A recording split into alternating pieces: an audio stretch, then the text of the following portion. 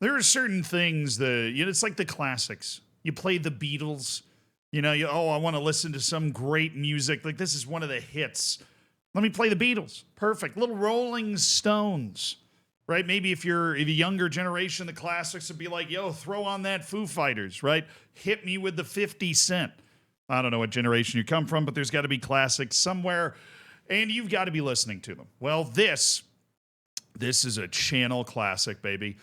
And you might be wondering, why do I do this? What's the point? Why do I even still have a Twitter? Right? When I think everybody that even if you like being on Twitter for the parts of it that are still good can acknowledge that it's gone a little bit downhill recently. You know what I mean? Like it's just been it's been a time over there on the old Twitter. But I think you know what I mean. It's just gotten a lot more toxic. They're very absolutely militant kind of shit throwing back and forth. But I highlight this sort of stuff because I just want to point out that it's still going on.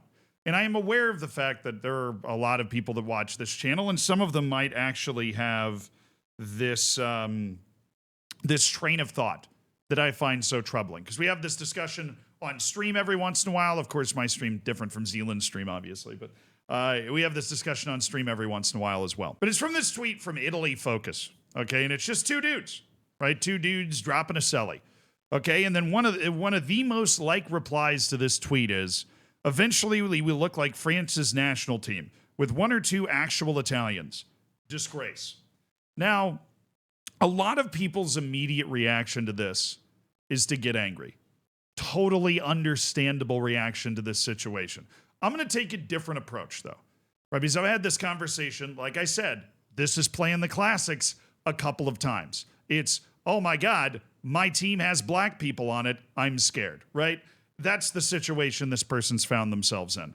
I will posit to you, instead of being mad at you, if this is some belief that maybe you have and you don't even express publicly, you just have it buried down somewhere because you know if you express it publicly, you're just going to get people slam dunking on you like prime Michael Jordan, okay? Where else are these guys supposed to play? That is what has always confused me the most about this. Now, your knee-jerk reaction, if you are like Barbs here, right, is, well, they should be playing for their team in Africa. Which, okay, I'm American. I was born in the United States of America. I speak American, which is like English but worse. Right? My parents were born in the United States of America. You know, it's where I'm from. I am also Irish. Cool. Maybe I split the Gianna Guinness a little bit more. I don't know. Like my last name is Shannon. It is. It's like one of the international airports in Dublin has the same damn name. So, if I get really good at soccer, right? Nobody's going to go tell me to play for Ireland. They're not. Do you know why? Because I was born here. This is where I was born. This is where I grew up. So my mom makes a mean Guinness stew on Christmas. All right? This is where I'm from. He points out the French national team. Eventually, we will look like France's national team. N'Golo Kante was born in Paris. The fuck is he supposed to play? He's born in Paris. He's born there. Not, I moved there when I was 5 or 6, like Raheem Sterling, which, let's be honest, how many memories do you have before you were 5 or 6 years old? Raheem Sterling moved to England at that age from Jamaica, right? And people are giving him they're giving him a whole load of shit for that. But who's he supposed to play for? Who are these guys supposed to play for? Like, I did a video recently about guys that were born in West Africa that moved to Kyrgyzstan and found their professional livelihood there, and in some cases found their wives and their children there and all that sort of stuff. And they played for the Kyrgyz national team, right? Like, I believe those people should be able to play for the Kyrgyz national team. This is a whole different level. This is, I was born there or I was raised there. It's insane. And it somehow implies, right? And I realize, as an American, I am coming into this as somewhat of an outsider, right? If you're a European, you've got an older local culture than the one that I grew up in. So maybe it's just a little bit easier for me to kind of throw off those shackles and be like, yeah, people from America, they're from everywhere, whatever. That's how it works. But that's how this works now, too. This isn't the 1800s anymore, all right? Everybody's a human being, and human beings are born in places. And when they're born in places and they grow up there, I believe they should be able to represent that national team.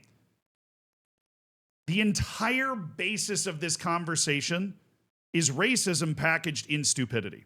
And not only is the argument of like, who do you think these guys should be able to play for, kind of a core tenet of that, but people like Jose Mourinho even, who I admire in a lot of facets, has said, I think more African players should go, I think players should play for the countries that they're born in. You know what national teams would be adversely affected by that? African ones. Do you know how many players on that Moroccan national team weren't born in Morocco? Over half. I don't have a problem with that.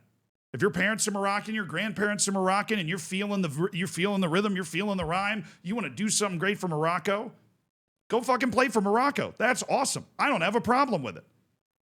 But I think it is remiss of us to ignore the fact that it is much more often players that are born in Europe, like Pierre-Emerick Aubameyang, that didn't show up in a place like Gabon and become the best, most important players on those national teams. Now, there's a whole different conversation to have about the development of talent in Africa and all of that sort of thing that, you know, everybody would love to see improved, and it would be awesome if that happened.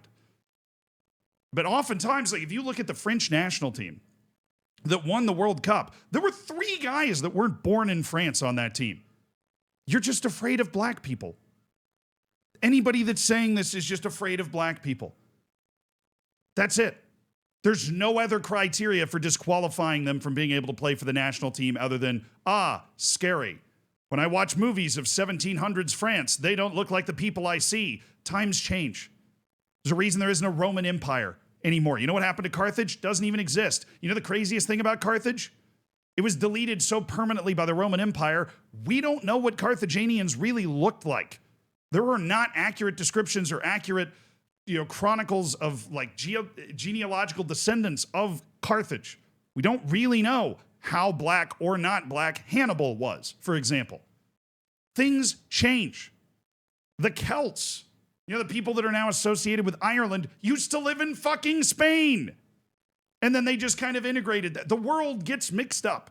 And this is not like I'm tired as a history major of also pretending like this is the first time that the world's getting mixed up. It's not. You know what people look like when they first got to fucking Sweden? They were black. Google it. And then a lack of, like, I'm not a fucking expert, a lack of something in their diet or whatever. The pigment of the skin changed over time.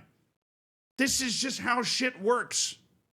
If you are born in Italy and you speak Italian, who the hell else are you supposed to play for? Do we have to have some sort of pasta making competition to see who's able to play in the national team? We're going to take your grandma's pasta and line it up against your grandma's pasta. Whoever has the best pasta wins. Marinara sauce? Not even Italian. Tomatoes are from the New World. They didn't have tomatoes in Italy until Columbus crossed the ocean blue. And he didn't even know what he found. He thought he found Indonesia. It's all fucked up. But the point is, this take is always and will forever be brain dead, because there is no such thing as an actual Italian compared to somebody that is born in Italy and speaks Italian and grew up in the culture, because that's what makes an Italian. Not the fact that one might be black. God save the queen. Love this guy. And no one gives a fuck. Who the fuck cares if they're black? If they're good enough to play for the national team, they deserve to play over those white shitty players that we can't qualify for the World Cup for 11 years. I'm not even black and I'm saying this. That's cool, dude. I actually care about where my people came from and don't want it to be erased. It's not being erased. It's being augmented. There are new people becoming Italian. They like Italy. They want to become Italian too. Fucking let them, because you can't make the World Cup anyways. Sorry, just had to play the hits. I don't know why I saw this. I just had to play the hits and make sure we talk about this. Shout out to the account, by the way, Italy Focus said, immigration is happening to all of Europe. At the end of the day, whether you like it or not, it's modern times. Let's not be racist and be mad at these kids for representing the country they call home. Boom. Thank you.